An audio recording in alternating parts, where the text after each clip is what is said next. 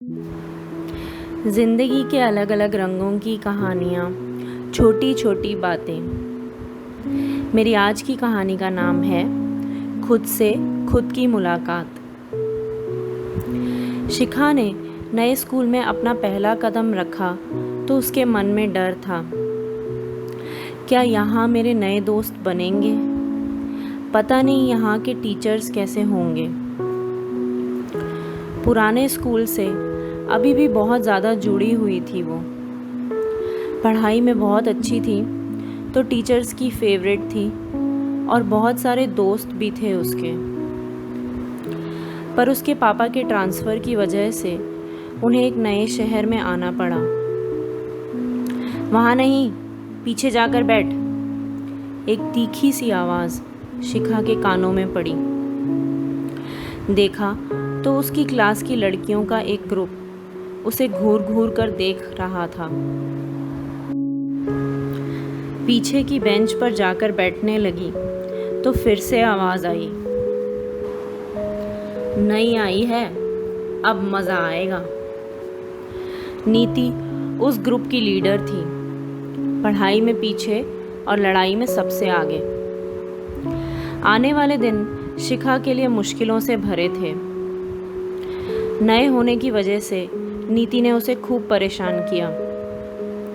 धीरे धीरे इस सब का असर शिखा के कॉन्फिडेंस और पढ़ाई पे पड़ने लगा।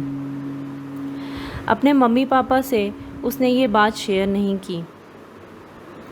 क्या इतनी सी भी प्रॉब्लम अपने आप नहीं हैंडल कर सकती? उसने सोचा मम्मी पापा ऐसा कहेंगे। नीति का उसकी तरफ नेगेटिव एटीट्यूड अब शिखा के अंदर तक असर करने लगा था। वो भी मानने लग गई थी कि वो कुछ नहीं कर सकती और वो किसी के भी दोस्त बनने के लायक नहीं है। एक दिन सब बच्चे स्कूल पिकनिक पर गए। मन ना होते हुए भी शिखा भी पिकनिक पर गई।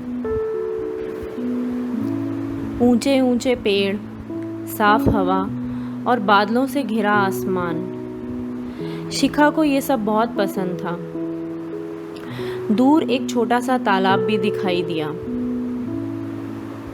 कोई भी बच्चा अकेले कहीं नहीं जाएगा, सब साथ साथ रहना, टीचर बोली।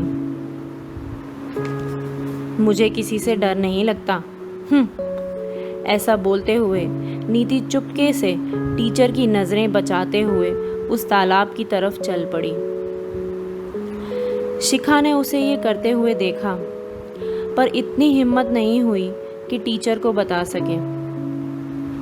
पर उसकी नज़रें नीति पर ही थीं। अचानक उसने देखा कि नीति तालाब में गिर गई। शिखा ने एक सेकंड भी वेस्ट नहीं किया और भागती हुई तालाब तक पहुंची।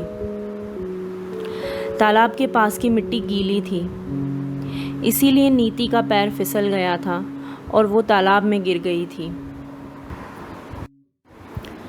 उसे तैरना नहीं आता था, वो किसी को बुला भी नहीं पा रही थी। शिखा ने सोचा कि अगर सबको बुलाऊंगी तो देर हो जाएगी। वो जल्दी से तालाब में कूदी और नीति को पकड़कर किनारे तक ले आई।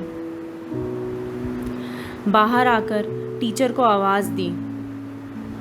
सब भागते हुए आए।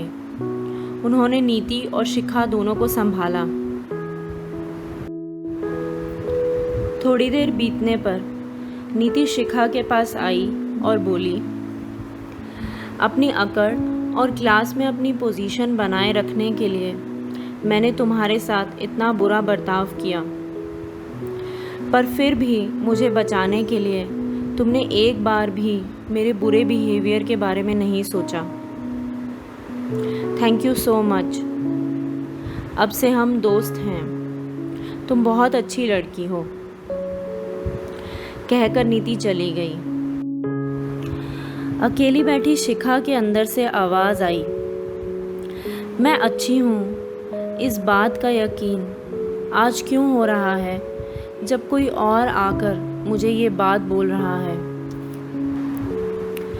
मेरा खुद पर यकीन इतना कच्चा था कि किसी ने आकर थोड़ी सी हवा दी और वो उड़ गया।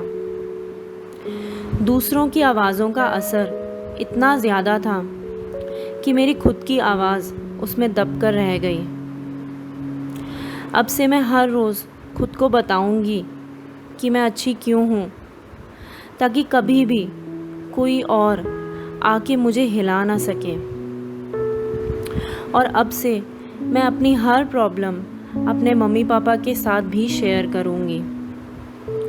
इस पूरी दुनिया में सबसे ज़्यादा प्यार वो ही मुझे करते हैं।